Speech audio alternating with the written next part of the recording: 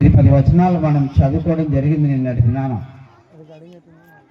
అది 8వ యాజకత్వం, అంటే 4వ యాజకత్వం, 4వ నెల, 8వ యాజకత్వం 4వ నెల. మన క్యాలెండరు జనవరితో ప్రారంభమైతే బైబిల్ క్యాలెండరు మార్చి ఏప్రిల్తో ప్రారంభమవుతుందని చెప్పుకున్నాం నిన్న. మార్చి ఏప్రిల్తో ప్రారంభమై అలా మొదటి నెల ప్రారంభమవుతుంది. ఏప్రిల్ మే 2వ నెల వాళ్ళకి, మే జూన్ 3వ నెల, జూన్ జూలై 4వ నెల, జూలై ఆగస్టు 5వ నెల, ఆగస్టు సెప్టెంబర్ 6వ నెల, సెప్టెంబర్ అక్టోబర్ 7వ నెల, అక్టోబర్ నవంబర్ 8వ నెల, నవంబర్ డిసెంబర్ 9వ నెల, డిసెంబర్ జనవరి 10వ నెల, 11వ నెల డిసెంబర్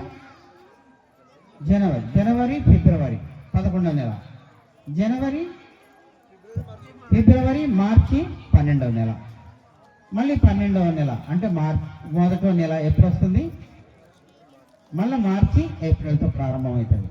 కనుక ఇవి మనకు తెలియాలంటే దయచేసి కొద్దిగా ఆలోచన చేయాలి. మీరు కొద్దిగా ఆలోచన చేస్తే అర్థమవుతుంది. ఈయన 4వ నెలలో యాజకత్వం చేస్తున్నాడు. 4వ నెల అంటే జనవరి మార్చి ఏప్రిల్ జూన్ జూలై మాసంలో 4వ నెల వాళ్ళకి. ఆ తర్వాత అదే మొదటి అధ్యాయం 23వ వచనంలో మనం చదివితే లూకాసు వార్తలో ఆయన సేవ చేసే దినాలు అయిపోయిన తర్వాత ఆ తర్వాత ఎలిజబెత్ గర్భం ధరించింది. అంటే 5వ నెలలో ఆమె గర్భము ధరించింది. 4 నెలలు 15 దినాలు ఆయన యాజకత్వం అయిపోయింది. ఆయన 15 దినాల యాజకత్వం అయిపోయిన తర్వాత గబ్రియల్ అనే ఇక్కడ ఎలిజబెత్ గర్భం ధరించింది. గర్భం ధరించిన తర్వాత ఆమె 5 నెలలు ఎవరికంట పడకుండా ఉంది. అంటే 5వ నెల, 6వ నెల, 7వ నెల, 8వ నెల, 9వ నెల, అంటే నవంబర్ డిసెంబర్ మాసములో ఆమె ఎవరికంట పడకుండా అంతవరకు ఉంది. ఆ తర్వాత ఆఖరిగా లూకాసు వార్తలో ఒకసారి మనం చదువుకుందాం. లూకాసు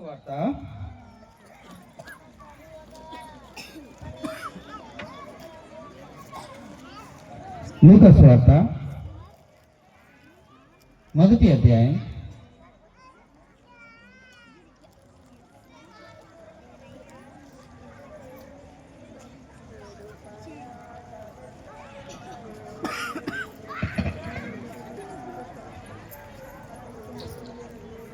28వ వచనం. ఇక్కడ మరియమ్మ దగ్గరికి దూత వచ్చింది. దూత వచ్చిన తర్వాత అమ్మా నువ్వు గర్భవతి అవుతావు అన్నప్పుడు అయ్యా నేను పురుషుని ఎరగందానని అని చెప్పింది. చెప్పిన తర్వాత అక్కడ ఏం జరిగిందో చూద్దాం. 27 చదవండి. 26 36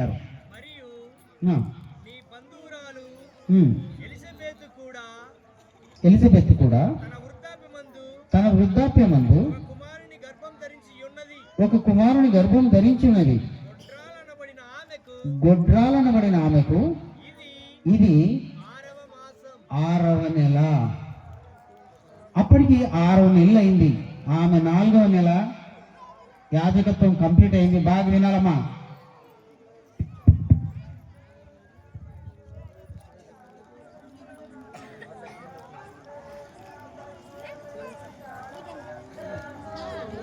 అందరూ నిశ్శబ్దంగా కూర్చోండి. అఖిల ఏమైనా కూర్చోండి. శబ్దం అమ్మా మీకోసం అమ్మా అటువైపే చూస్తున్నారు, మేము మీ వైపు చూస్తున్నాం.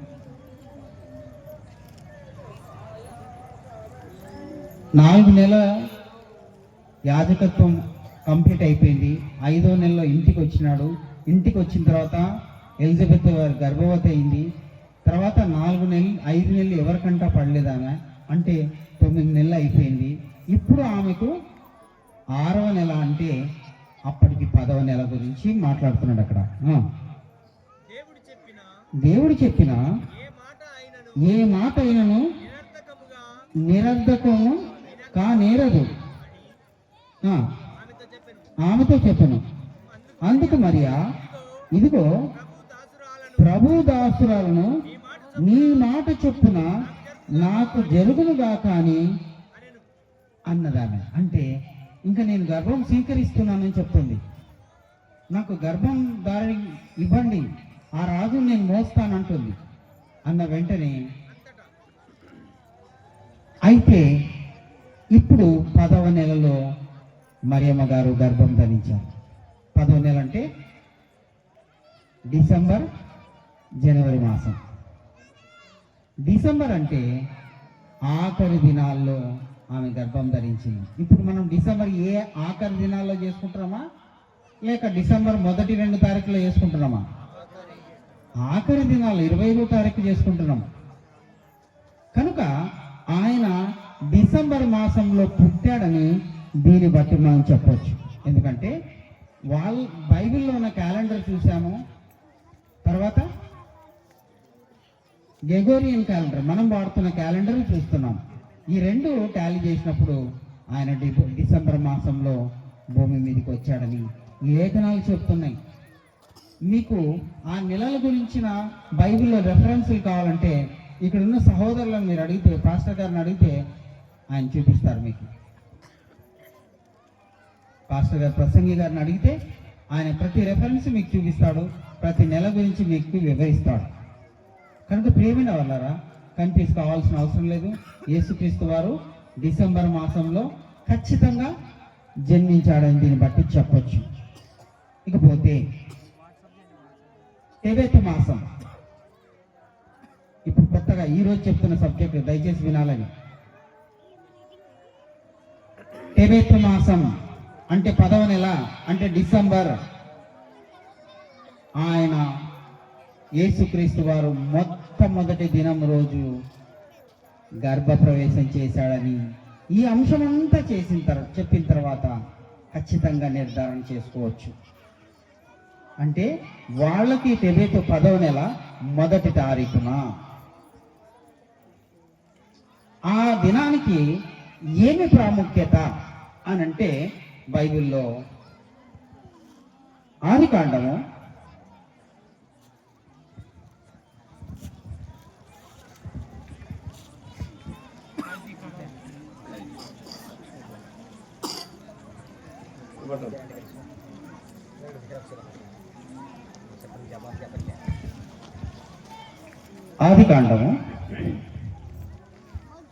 8వ అధ్యాయము 5వ వచనంలో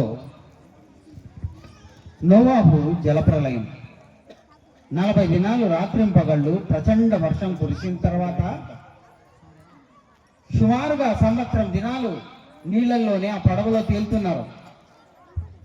నీళ్ళలోనే నోవాహు జలప్రలయం వచ్చింది. తెలుసామా మీకు? బైబిల్లో చదివినారు కదా.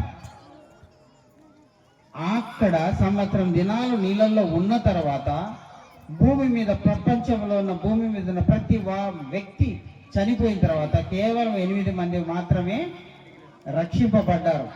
ఆ రక్షింపబడిన వారికి ఈ 10వ నెల మొదటి తారీఖున ఏం జరిగిందో 8వ అధ్యాయం 5వ వచనంలో ఏం చెప్తున్నాడో చూడండి. నోవాహు జలప్రలయం తర్వాత నీళ్లు 10వ నెల వరకు క్రమముగా తగ్గుచూ వచ్చెను. 10వ నెల మొదటి దినమున మొదటి రోజు కొండల శిఖరము కనబడ్డాయి. ప్రేమిన వారలారా, సంవత్సర దినాలు జైల్లో ఉంటే ఎట్లుంటది? బాగుంటుందా? సంవత్సరం రోజు జైల్లో ఉంటే బాగుంటుందా? అతని పరిస్థితి ఎట్లుంటుంది? ఘోరంగా ఉంటుంది. చుట్టూ శవాలు, ఎక్కడ చూసినా శవాలు లేచి ఉంటాయి, ఉబ్బిపోయి ఉంటాయి.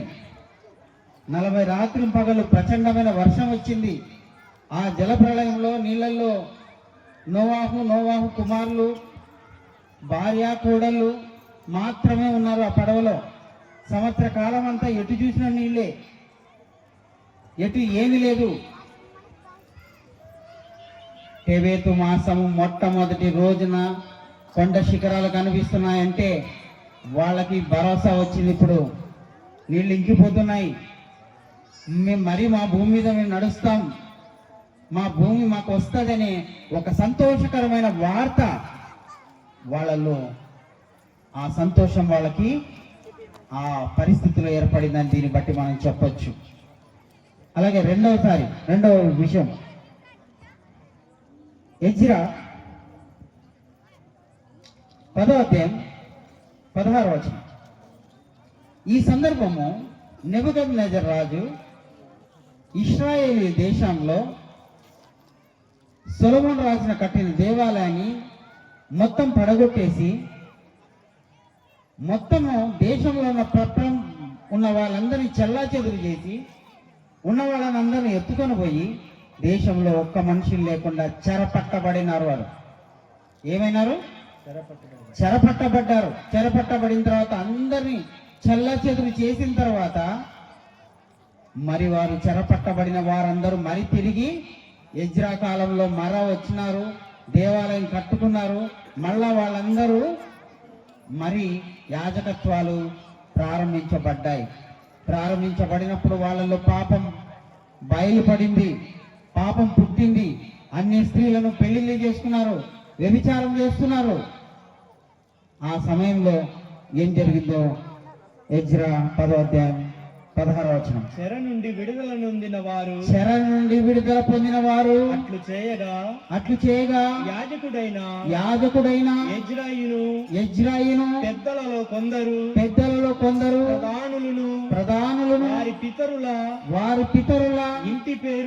ఇంటి పేరును బట్టి తమ తమ పేర్ల ప్రకారము అందరినీ వేరుగా పెట్టి 10వ నెల మొదటి దినమున ఈ సంగతిని విమర్శించుటకు కూర్చుండిరి.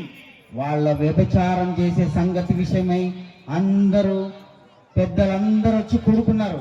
పెద్దలందరూ వచ్చి కూడుకోవడం అంటే ఆశమాష ఏమయ్యా?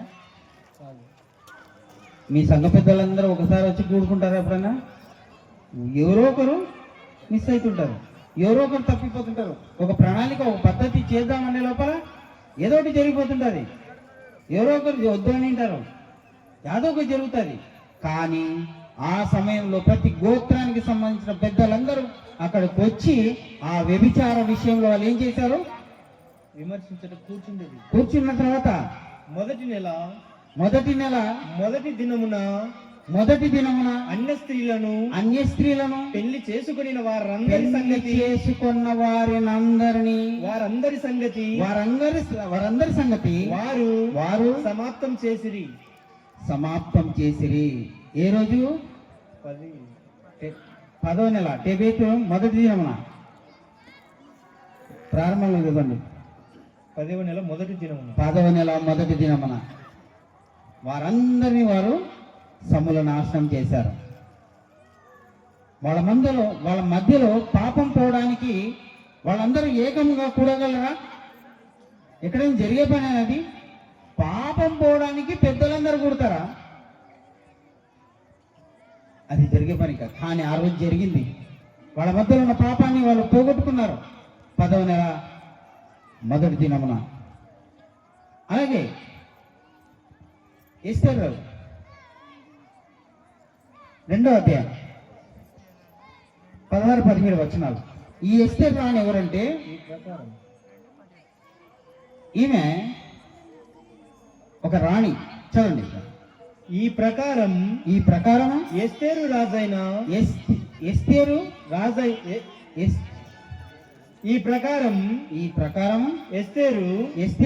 రాజైన అహశ్వేరోషు ఏలుబడిలో 7వ సంవత్సరమున తిబెతు టెబెత్ అనే 10వ నెలలో 10వ నెలలో రాజనగర్లోకి అతని యొద్దకు పోగా అతని దగ్గర పోయింది. రాణులందరినీ ఎంతో మందిని వివాహం చేసుకోవాలని చెప్పి, ఎవరు రాజు పేరు అహష్వేరోషు. ఈ అహష్వేరోషు అందరినీ ఆయన యొక్క భార్యను చేసుకోవాలని చెప్పి అందరిని పిలిచినప్పుడు ఎస్తేర్ రాణి టెబెతు మాసంలో ఆమె అంగీకరింపబడ్డది. ఈ సమయం ఎందుకు అంగీకరింపబడ్డదో తెలుసా? యూదులనందరినీ ఊచకోత కోయాలనుకున్నాడు.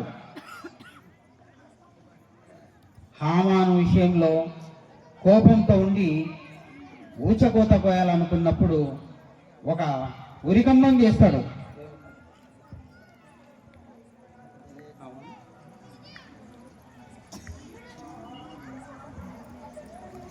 ఈ సమయంలో అతను మొర్దుకై విషయంలో ఈ హామాను ఉరికోయ పెట్టింటాడు, అతనికి నమస్కారం పెట్టలేదని. కనుక ఆ సమయంలో ఆయన యూదులందరినీ చంపాలని చెప్పి ఒక ఉరికోయ పెట్టి ఎవరైతే యూదులు ఉన్నారో ఆ యూదులందరినీ ఆ ఉరికోయలో చంపేయాలనుకుంటాడు. కానీ ఎస్తేర్ రాణి ఆ దినమున యూదులందరినీ రక్షించడానికి తన ప్రణాళిక వేసి ఆ ప్రణాళిక ప్రకారము యూదులకి రక్షకుడినిగా ఆ రోజు ఆమెని దేవుడు వాడుకున్నాడు. ప్రేమిన వాళ్ళరా, ఈ టెబెతు మాసానికి ప్రాముఖ్యత ఉంది. ఈ టెబెతు మాసం మొదటి దినంకి ప్రాముఖ్యత ఉంది బైబిల్లో, ఇది గమనించాలి. అదే డిసెంబర్ మాసంలో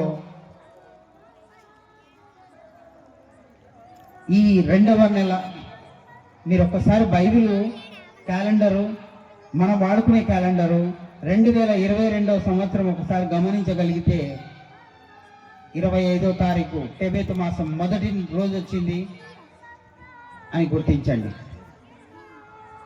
ఇకపోతే ఈ టెబెతు మాసానికి ప్రాముఖ్యత ఉంది.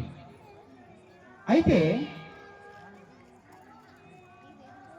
టెబెతు మాసం తర్వాత ఆయన గర్భం ప్రవేశం జరిగిన తర్వాత ఆ తర్వాత ఆయన ఎప్పుడు బయటికి వచ్చినాడన్నది బైబిల్లో కూడా రెఫరెన్స్ చెప్పాల. మరియమ్మ గారు ప్రసవించింది ఎప్పుడో కూడా బైబిల్లో ఉండాలి. ఆ మాట కూడా ఉంది, చూద్దాం.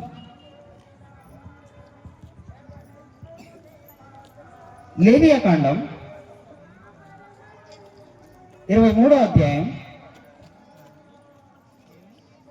26వ వచనం నుంచి చదువుకుందాం. మరియు లేవియాకాండం, జాగ్రత్తగా రాసుకునేవాళ్ళు రాసుకోండి. లేవియాకాండం 23వ అధ్యాయం 26వ వచనం.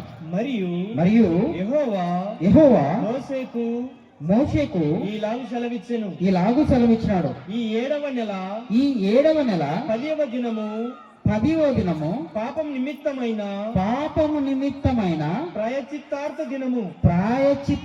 దినము అంటున్నాడు. ఏ దినం అంట? 7వ నెల 10వ దినం 7వ నెల 10వ తారీఖున ప్రాయశ్చిత్తార్థ దినం. అందులో మీరు పరిశుద్ధ సంఘముగా కూడాలి. మనం ఎప్పుడైనా కూడినాం అట్లా? ఏమయ్యారు? మన చర్చిలో ఎప్పుడన్నా పాపానికి ప్రాయశ్చిత్తార్థ దినం ఇదని ఒక కూడిక పెట్టుకున్నాము. కానీ ఇశ్రాయేలీయులకి ఆ కూడిక పెట్టుకుంటున్నాడు. పాపానికి ప్రాయశ్చిత్తార్థం చేసుకోవాలని చెప్పి సంవత్సరానికి ఒక రోజు పెట్టాడు. నేను పాపం చేశాను, ఈరోజు నేను ఇంతక సంవత్సరం అంతా పాపం చేశానని ఆ మనుషులందరూ ఆ రోజు పశ్చాత్తాపడాలంట. చదవండి. మిమ్మును మీరు దుఃఖపరుచుకోవాలట. యెహోవాకు హోమం చేయాలి. ఆ దినమున మీరు ఏ పని చేయకూడదు. ఆ రోజు కూడా విశ్రాంతి దినం. మీ దేవుడైన యెహోవా సన్నిధిని మీరు మీ నిమిత్తము దినము ప్రాయశ్చిత్తం చేసుకొనుటకై ప్రాయశ్చిత్తం చేసుకొనుటకై అది అది ప్రాయశ్చిత్తార్థ దినము. ప్రాయశ్చిత్తార్థ దినము. ఏ రోజు అది? 7వ నెల ఏ రోజు? ప్రాయశ్చిత్తార్థ దినం. ఏ రోజు అది? 7వ నెల 10వ దినం. ఏ రోజు? ఏ రోజమ్మా? 7వ నెల 10వ తారీఖున పాపానికి ప్రాయశ్చిత్తార్థ దినము. ఆ దినమున ఆ దినమున తన్ను తాను దుఃఖపరుచుకొనని ప్రతివాడు కానీ దుఃఖపరుచుకొని ప్రతివాడు తన ప్రజల్లో నుండి కొట్టేయాలంటామండి. అంటే నేను పాపం చేశాను, నేను తప్పు చేశాను, నేను పొరపాటు చేశాను అని ప్రాయశ్చిత్తం జరగాలంట. తనను తాను దుఃఖపరచుకోవాలంట. అది ఆ దుఃఖం ఎట్లుండాలంట? అది హోమంగా ఉండాలంట. ప్రేమిన వాళ్ళారా, ఇప్పుడు లేవియా ఖండం 29వ అధ్యాయం, 29 లేవియా ఖండం ఓకే సంఖ్యాకాండం 29వ అధ్యాయం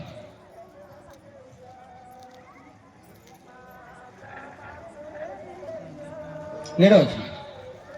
ఈ 7వ నెల 10వ దినమున మీరు పరిశుద్ధ సంఘముగా కూడాలట. అప్పుడు మిమ్మును మీరు దుఃఖపరుచుకోవాలి. ఏ పని చేయకూడదు. ప్రాయశ్చిత్తం కలగడానికి పాప పరిహారార్థ బలి. లేవియా కాండంలో చెప్పాడు, సంఖ్యాకాండంలో అదే చెప్తున్నాడు. 7వ నెల 10వ తారీఖున మిమ్మల్ని మీరు దుఃఖపరచుకోవాలి. ఆ రోజు ప్రాముఖ్యమైన దినం అని చెప్తున్నాడు. ఇప్పుడు 16వ అధ్యాయం జాగ్రత్తగా ఇది గమనించండి. లేవియా కాండం 16వ అధ్యాయం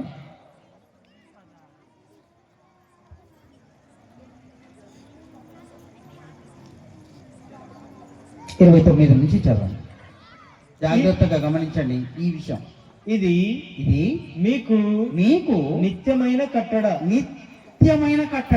అంటే నిత్యం ఉండాలి. ఇది ఈ కట్టడ మీకు నిత్యం ఉంటది. స్వదేశీయులు గాని మీ మధ్యలో ఉండు పరదేశులు గాని. ఈ రోజు మనం కూడా క్రైస్తవులమైన, క్రీస్తు యూదా జాతిలో జన్మించాడు. మనం కూడా క్రీస్తుని నమ్మిన మనకు కూడా ఆ రోజు మనం ఉంటే అది మనకు కూడా వర్తిస్తుంది.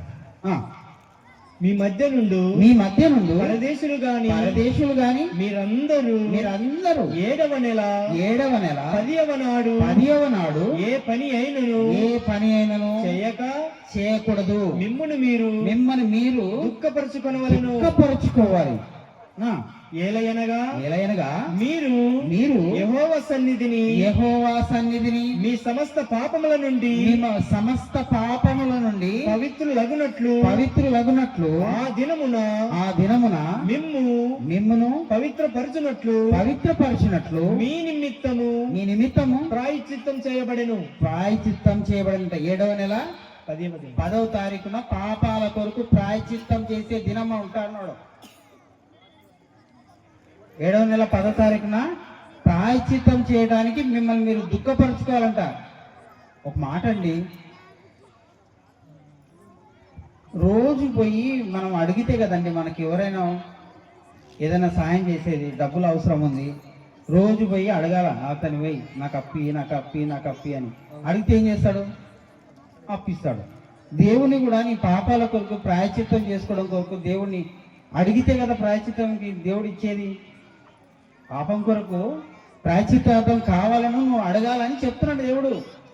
నువ్వు పోయి ఆ దినము అడగాల, ఉపవాసం ఉండాలా. ఆ రోజు నువ్వు ఏ పని చేయకూడదు. ఆ దుఃఖం ఎట్లుండాలంట? ధూపంలాగా హోమం చేయాలంటున్నాడు. అంత దుఃఖపడాలని చెప్తున్నాడు 7వ నెల 10వ తారీఖున. అది మీకు మహావిశ్రాంతి దినం అంట. మిమ్మల్ని మీరు దుఃఖపరచుకొనవలెను.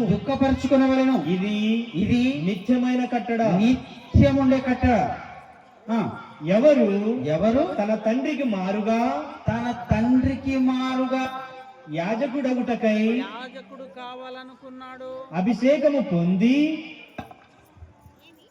ఎవరైతే తన తండ్రికి మారుగా యాజకుడగుటకై యాజకుడు కావాలనుకుంటే అభిషేకం పొంది అభిషేకం పొంది తన్ను ప్రతిష్ఠించుకొనును తను ప్రతిష్ఠించుకుంటాడో ఆ యాజకుడు ఆ యాజకుడు ప్రాయచిత్తం చేసుకొని ప్రాయచిత్తం తనను తాను నిర్ణయం చేసుకొని నార వస్త్రములైన నారవస్త్రమైన ప్రతిష్ఠిత వస్త్రములను ప్రతిష్ఠిత వస్త్రములను ధరించుకొని మరియు మరియు అతడు అతడు అతి పరిశుద్ధముగా ఉన్న అతి పరిశుద్ధముగా ఉన్న మందిరమునకును ప్రత్యక్షపు గుడారమునకును ప్రత్యక్షపు గుడారమునకును బలిపీఠమునకును ప్రాయచిత్తం చేయవలెను. ఆ వ్యక్తి ప్రాయచిత్తం చేయాలంట. ఎవరు ఆ వ్యక్తి? తండ్రికి మారుగా యాజకత్వం చేయటానికి వచ్చిన వ్యక్తి. అర్థమవుతుందా? తండ్రికి మారుగా యాజకత్వం చేయటానికి వచ్చే వ్యక్తి ఏ రోజు రావాలంటున్నాడు? 7వ నెల 10వ తారీఖున రావాలంటున్నాడు. మరియు అతడు యాజకుల నిమిత్తము సమాజము నిమిత్తము ప్రాయచిత్తం చేయవలెను. ప్రాయచిత్తం చేయాలి. సంవత్సరానికి ఒక్కసారే ఇశ్రాయేలీల సమస్త పాపములను బట్టి వారి నిమిత్తము ప్రాయచిత్తం చేయడానికి ఇది మీకు నిత్యమైన కట్టడ. ఇప్పుడు ఆలోచన చేయండి. 7వ నెల 10వ తారీఖున తండ్రికి మారుగా కుమారుడు వచ్చే యాజకుడు సంవత్సరానికి ఒక్కసారి రావాలి. సంవత్సరానికి ఒక్కసారి, అది 7వ నెల 10వ తారీఖే రావాలి. ఆ 7వ నెల 10వ తారీఖు అతి పరిశుద్ధ స్థలంలోకి వెళ్ళాలి. యాజకుల నిమిత్తము సమాజం నిమిత్తం అతను ఆ పరిశుద్ధ స్థలంకు వెళ్ళాలంటారు. సంవత్సరానికి ఒక్కసారి.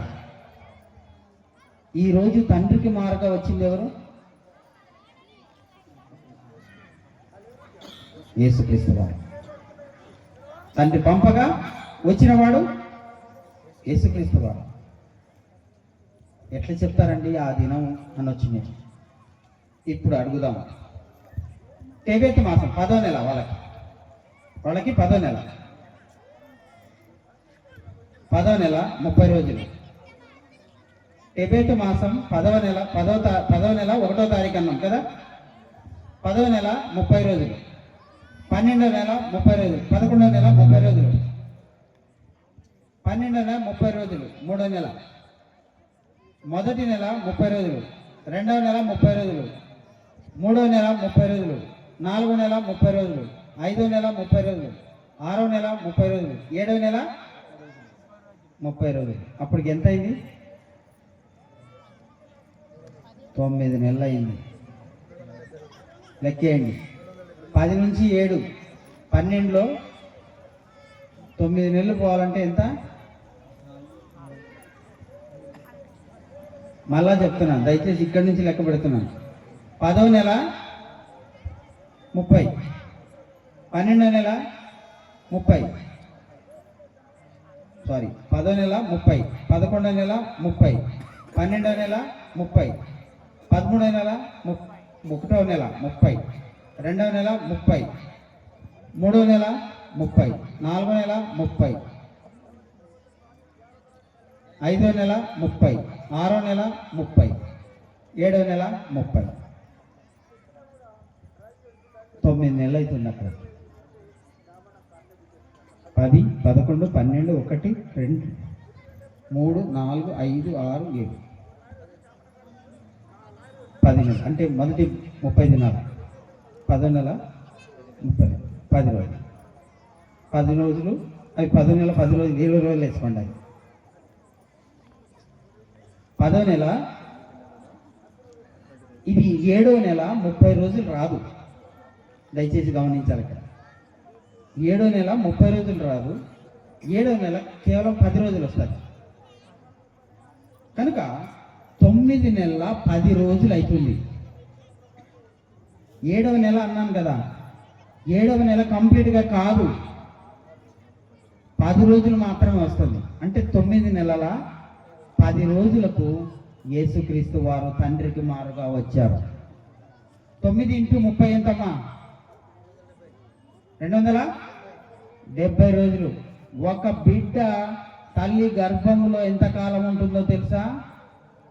38 వారాల నుంచి 42 వారాల వరకు ఉంటుంది. ఎంత? 38 వారాల నుంచి 42 వారాల వరకు. సుమారుగా 40 వారాలు ఒక బిడ్డ, సామాన్యంగా పుట్టే బిడ్డ 40 వారాలు తల్లి గర్భంలో ఉంటుంది.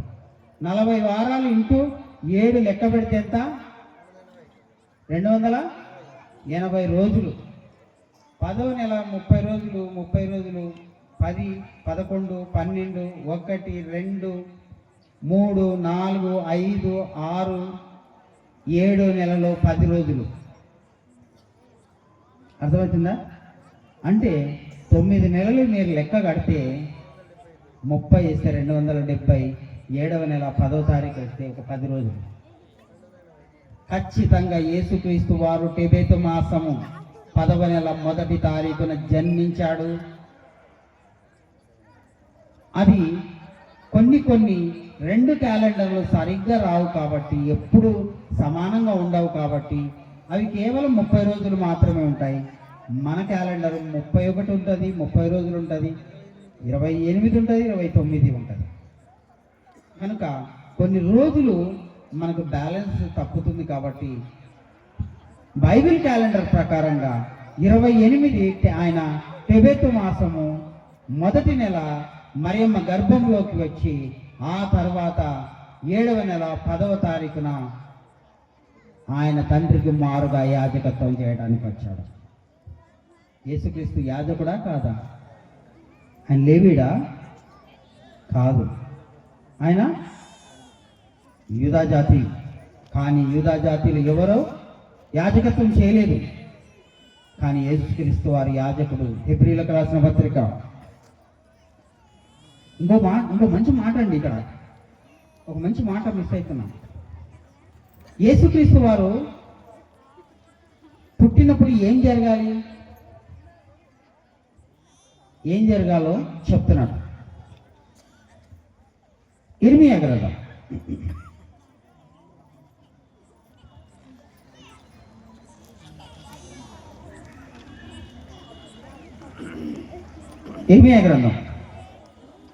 33వ అధ్యాయం 15వ వచనం. ఆ దినములలో ప్రవక్త ప్రవచిస్తున్నాడు. బాగా వినాలా ఇక్కడ. ప్రవక్త ప్రవచిస్తున్నాడు ఇక్కడ. ఇర్మియా గ్రంథం 33వ అధ్యాయం 15వ వచనం. ఆ దినములలో, ఆ దినము ఏ దినాలు? ఆ దినాలు ఉన్నాడు. ఏ దినాలు చదువు. ఆ దినములలో, ఆ దినములలో, ఆ కాలమందే, ఆ కాలమందే నేను దావీదునకు నీతి చిగురును మొలిపిస్తాడంట. నీతి చిగురు ఎవరు? దావీదుకు నీతి చిగురు ఎవరు చెప్పాలా? ఎవరమ్మా? యేసుక్రీస్తు వారమ్మా. యేసుక్రీస్తు వారు పుడతారని ఇర్మియా గారు ప్రవచనం చెప్తున్నాడు. అతడు భూమి మీద నీతి న్యాయములను అనుసరించి జరిగిస్తాడు. ఆ దినములలో, ఏ దినాలో పైన చెప్తున్నాడు. 13వ వచనంలో, మన్యపు పట్టణములలోను. మన్యం అంటే మన్యం, పల్లెలు, మన్యం పట్టణాలు. మన్యపు పట్టణములలోను, మైదానపు పట్టణములలోను, దక్షిణ దేశపు పట్టణములలోను. తూర్పు అయితే ఏది? తూర్పుదా అంటే దక్షిణ దేశపు పట్టణములలోను బెన్యామీను దేశములోను బెన్యామీను అనే దేశములోను యెరూషలేము ప్రాంత స్థలములలోను యెరూషలేము ప్రాంత స్థలములలోను యూదా పట్టణములలోను యూదా అనే పట్టణములలోను మందను లెక్క పెట్టు వారి చేత లెక్కింపబడునని యెహోవా సెలవిస్తున్నాడంట. ఆ కాలములో దావీదుకు నీతి చిగురు పుట్టిస్తానని కింద చెప్తున్నాడు 15వ వచనంలో. ఏ కాలంలో? మందలను లెక్క పెట్టే కాలంలో యేసుక్రీస్తు వారు వస్తారని చెప్తున్నాడు లూకా సువార్త 2వ అధ్యాయం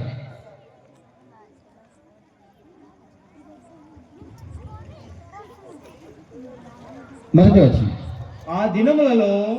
ఆ దినాలంటే ఈ దినాలు. ఆ దినములలో ఇర్మియా అన్నాడు కదా, ఆ దినాలంటే ఈ దినాలు. ఆ దినములలో సర్వలోకమునకు ప్రజా సంఖ్య వ్రాయవలెనని ఏమన్నాడు ఇందాక? అక్కడ మళ్ళీ ఒకసారి చదవండి, 13వ వచనం చదవండి. సర్వలోకమునకు అంటాడు ఇక్కడ. అక్కడేమన్నాడు? మందలు లెక్క పెట్టు వారి చేత పైన ప్లేసులన్నీ 13వ వచనం చదవండి. మన్యపు పట్టణములలో మైదానపు పట్టణములలో దక్షిణ దేశములోను బెన్యామీను దేశములోను యెరూషలేము ప్రాంతములోను యూదా పట్టణములలోను మందలను లెక్క పెట్టు వారి చేత లెక్కింపబడునని యెహోవా సెలవిస్తున్నాడు. ఆ సమయంలో ఆ కాలమందు ఆ దినములలో సర్వలోకమునకు కాదండి, అక్కడ చూడండి. ఆ దినములలో ఆ కాలమందే నేను దావీదునకు యేసుక్రీస్తును పుట్టిస్తానంటున్నాడు. దావీదునకు యేసుక్రీస్తును పుట్టిస్తా అంటాడు. ఏ కాలంలో అంటే లూకా సువార్త 2వ అధ్యాయం 1వ వచనంలో ఆ దినములలో సర్వలోకమునకు ప్రజా సంఖ్య వ్రాయవలనని కైసరు ఐగుస్తు వలన ఆజ్ఞ అయింది. ఇర్మియా గారు తప్పు చెప్పారా? కరెక్ట్ చెప్పారు.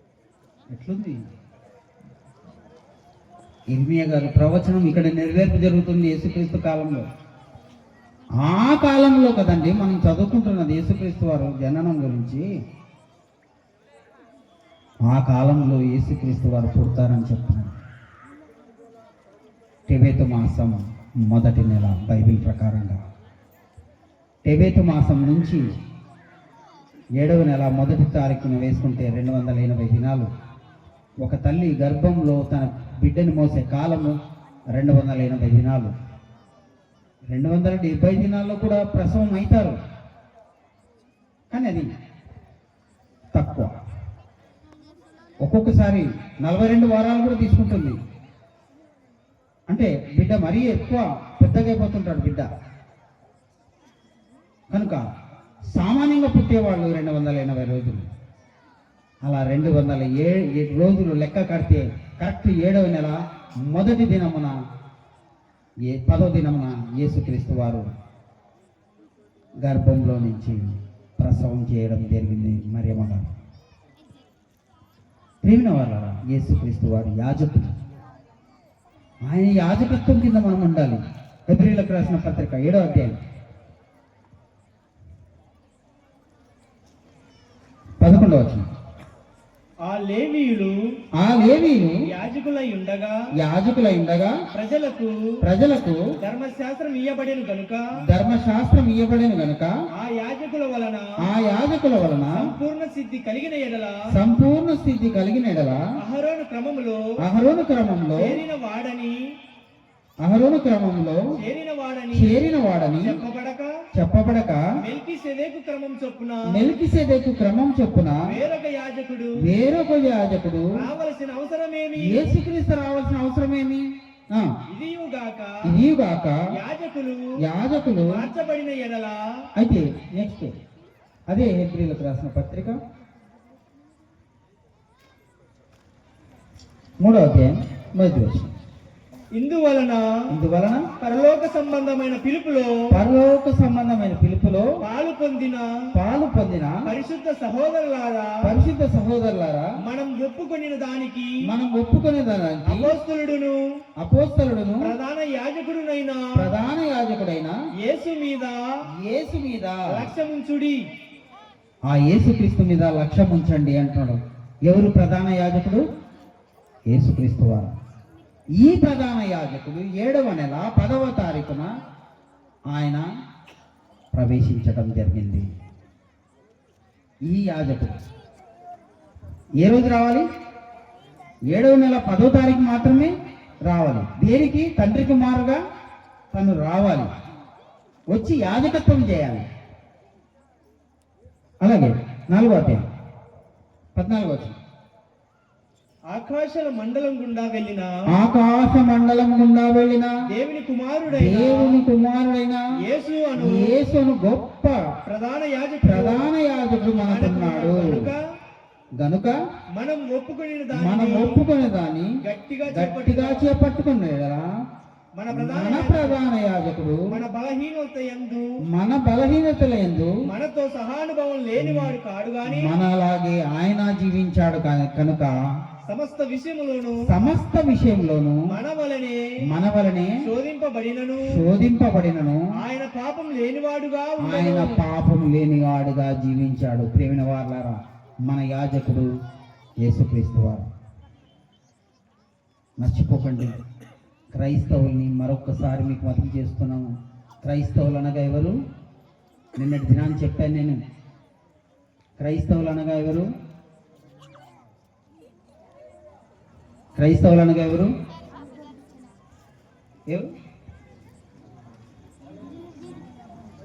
క్రైస్తవులు అంటే ఎవరమ్మా?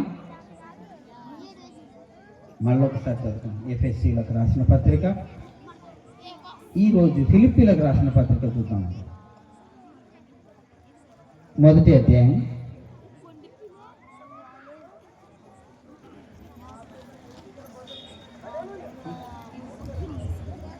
1వ వచనం. ఫిలిప్పీలో ఉన్న క్రీస్తు యేసునందలి సకల పరిశుద్ధులకును, గోనిగండ్లలో ఉన్న క్రీస్తు యేసునందున్న సకల పరిశుద్ధులు మీరు మర్చిపోకండి. మిమ్మల్ని మీరు మర్చిపోకూడదు. మీరు పరిశుద్ధులు కనుక మీరు పరిశుద్ధమైన జీవితం గడపాలి. మీరు క్రైస్తవులు అనిపించుకుంటున్నారంటే క్రీస్తు యేసునందున్న వారు ఎవరమ్మా? పరిశుద్ధులు ఎలా ఉండాలి? పరిశుద్ధంగా కొట్లాడాలా? చెప్పాలా? ఆస్తుల కోసం కొట్లాడాలనా? గ్రామంలో ఐందవులతో కొట్లాడాలనా? మరి మన ఇంట్లో మనము ప్రశాంతమైన వాతావరణంలో ఉన్నామా లేదా? మన ఇంట్లో మన తమ్ముడు ఏమైనా చేస్తే క్షమిస్తున్నామా? మన అన్న ఏమైనా చేస్తే క్షమిస్తున్నామా? మన ఇంట్లో భార్యకు భర్త క్షమిస్తున్నాడా? భర్తను భార్య క్షమిస్తుందా? ఏం మాట్లాడకుండా ఊరికేనే ఉన్నారా? ఏం కాదులే జాగ్రత్త అని చెప్తున్నారా? పండగ అని చెప్పి భర్తకి ఎక్కువ ఖర్చు పెట్టిస్తున్నారా? భర్త డబ్బులు లేవంటే కూడా ఇంతే అద్దె ఇద్దే అని లిస్టు చెప్తున్నారా? పరిస్థితిని బట్టి మనం ముందుకు వెళ్ళాలి. ప్రేమిన వాళ్ళరా, పరిశుద్ధులు, క్రైస్తవులనగా పరిశుద్ధులు నిర్దోషులై ఉండాలి. పరిశుద్ధులుగా బ్రతకాలంటే మీరు దినదినము మన యాజకుడైన యేసుక్రీస్తు ఎలాగైతే బ్రతికాడో అలా మనం బ్రతకాలి. ఆయన చేసిన కార్యక్రమాలు, పరలోకం వీడి భూమి మీదకి వస్తున్నాడు. నువ్వు ఈరోజు బెడ్రూమ్లో వండుకోవద్దు, బయట వండుకో అన్నారనుకో,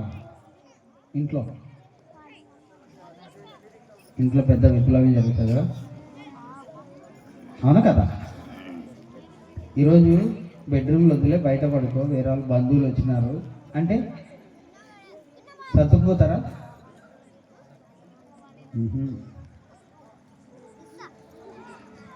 నీకు ఈరోజు కొద్దిగా అన్నం ఉంది, ఈరోజు టిఫిన్ చేయలే పొద్దున, లేకపోతే ఏదో ఇంట్లో కొదవ వచ్చింది, ఇంట్లో భర్త కానీ భార్య కానీ ఎవరో ఒకరు ఏదో అనగానే మాట అన్నారు, క్షమిస్తున్నారా? ప్రతి చిన్న విషయంలో చిన్నది కూడా కాంప్రమైజ్ కావడం లేదు, చిన్న విషయంలో సర్దుబాటు లేదు ఇంట్లో గృహాలలో. ఎందుకు? పరిశుద్ధులుగా జీవించాలి, పరిశుద్ధమైన జీవితం గడపాలి. మన యాజకుడు పరిశుద్ధమైన జీవితం గడిపాడు. ఆయన పరలోకం వీడి భూమి మీదకి వచ్చి సామాన్యంగా బ్రతికాడు. నక్కలకు బొరియలు ఉన్నాయి, ఆకాశ పక్షులకు గూళ్ళు ఉన్నాయి, కానీ మనిషి కుమారుడు తలవాల్చుకున్నటకు స్థలము లేదన్న గొప్ప వ్యక్తి. ఈ ప్రకృతిని సృష్టించిన ఆయననే, మనుషుని సృష్టించిన ఆయననే తండ్రి వీరేం చేయించున్నారో వీరు ఎరుగరు కనుక వీరు క్షమించు అన్నాడు. ఎందుకన్నాడు తెలుసా? ఎందుకు? ఏం తెలియదు వాళ్ళకి? వాళ్ళకి తెలీదా? వాళ్ళకి తెలీదా? వాళ్ళు కొడుతున్నారు ఒక మనిషిని తెలీదా? వాళ్ళు హింసిస్తున్నారన్న సంగతి తెలీదా? తెలుసు. మరి వీళ్ళకి తెలియదు అంటున్నాడు. వాళ్ళని సృష్టించిందే ఆయన, వాళ్ళని సృష్టించిందే యేసుక్రీస్తు. యేసుక్రీస్తునే వాళ్ళు హింసిస్తున్నారంటే పరిస్థితి ఏంటండి? అందుకు వాళ్ళకి తెలియదు. నేనే వాళ్ళని సృష్టించిన సంగతి వాళ్ళకి తెలియదు. యేసుక్రీస్తే సృష్టించిన సంగతి వాళ్ళకి తెలియదు నాయన. వాళ్ళకి తెలియదు కనుక వాళ్ళని క్షమించు అంటున్నాడు. అంత గొప్ప మనసు మాకుందా? క్రైస్తవ జీవితం గడుపుతున్న మనకి కొత్త బట్టలు లేవంటే ఉల్టా పల్టా అయిపోతుంది అంతా కదా. కొంతలోంచి పొయ్యిలో పడతారు. ప్రేమిన వాళ్ళారా, ప్రతి విషయంలో మనం సర్దుకొని జీవించాలి. మనం ప్రతి విషయంలో మన కుటుంబంలో ప్రశాంతమైన వాతావరణంలో నువ్వు ఉంటున్నావంటే సమాజంలో కూడా ప్రశాంతమైన వాతావరణంలో ఉంటున్నావు. కనిపించని సహోదరుని ప్రేమించకపోతే కనిపించని దేవుని ప్రేమిస్తున్నానంటే అది ఏందో నేనేమో చెప్పా. కనిపించని సహోదరుని ప్రేమించకుండా కనిపించని దేవుణ్ణి ప్రేమిస్తున్నానంటే అది అబద్ధం. యేసుక్రీస్తు అన్నమాట. ప్రేమిన వాళ్ళరా, క్రీస్తు యేసు నందున్న గోనె గండ్లలో ఉన్న సకల పరిశుద్ధులతో ఈరోజు దేవుడు మాట్లాడుతున్నాడు. మన యాజకుడు యేసుక్రీస్తు. ఆ యాజకుడు చేసిన కార్యక్రమాలు ఏమున్నాయో బైబిల్లో మనకు విశేషంగా అయ్యగారు ప్రసంగి గారు మీకు అనేక మాటలు చెప్తారు. అవి మీరు విన్నట్టుగా భూమి మీద మీరు బ్రతకాలి. అలా బ్రతకకపోతే నిత్యాగ్ని దండన ఉంది. ఆ నిత్యాగ్ని దండనకు వెళ్తారా? లేక ఈ కొద్ది కాలం, ఈ 40, 50, 60, 70, 80 సంవత్సరాల కాలం బ్రతికి దేవుని కొరకు బ్రతికి మరణిస్తే మహాలోకం ఉంది మనకి. ప్రేమిన వాళ్ళరా, పండగని, కొత్త బట్టలు, మంచి మాంసం వండుకొని, మంచి స్వీట్లు వండుకొని, మంచి అనేకమైన వంటకాలు వండుకొని తినటం కాదు. నీ సృష్టికర్త జన్మించాడని, ఆ సృష్టికర్త ప్రకారంగా నువ్వు బ్రతకాలని దేవుని వాక్యం సెలవిస్తుంది. నువ్వు పరిశుద్ధులుగా బ్రతకాలని, ఈ సమాజానికి నువ్వు వెలుగుగా బ్రతకాలని. ఈ సమాజానికి ఏమన్నాడు మనల్ని? నువ్వు లోకమునకు వెలుగై ఉన్నావు, నువ్వు లోకమునకు ఉప్పు అయి ఉన్నావు అన్నాడు. ఉప్పు ఎట్లుంటుంది? ఉప్పు ఎట్లుంటుందమ్మా? పప్పు లేని ఉప్పు ఎట్లుంటుంది? తప్పకుండా. అది బాగా కరెక్ట్ చెప్తున్నారమ్మా. దాని నుంచి ఇట్లా సౌండ్ వచ్చా. అయితే నువ్వు అన్న ఈ సమాజంలో నువ్వు లేకపోతే ఉప్పు లేని పప్పుగా ఉంటుంది సమాజం. నువ్వు మంచివాడిగా నువ్వు బ్రతికి అనేక మందికి మంచి పంచుతున్నావు అంటే అది నువ్వు ఉప్పుగా కలిగిన పప్పుగా ఉంటావు. ఒక కూర కానీ ఒక పదార్థం కానీ ఉప్పేస్తే రుచిగా ఉంటుంది. ఈ సమాజంలో నువ్వు లేకపోతే, కలుషితమైన సమాజంలో పరిశుద్ధుడుగా నువ్వు లేకపోతే అది నిర్వీర్యం అయిపోతుంది. ఈ లోకానికి నువ్వు వెలుగై ఉన్నావు. సమాజంలో కుళ్ళిపోతున్న సమాజంలో నువ్వు వెలుగుగా ఉండాలి. ఇతరులకు నీవు వెలుగు పంచాలి. కనుక ప్రేమిన వాళ్ళారా, మీరు పరిశుద్ధుని నమ్మినారు కాబట్టి పరిశుద్ధంగా జీవించాలి. ఈ ప్రపంచంలో పరిశుద్ధుడైన దేవుడు యేసుక్రీస్తు మాత్రం ఒక్కడే.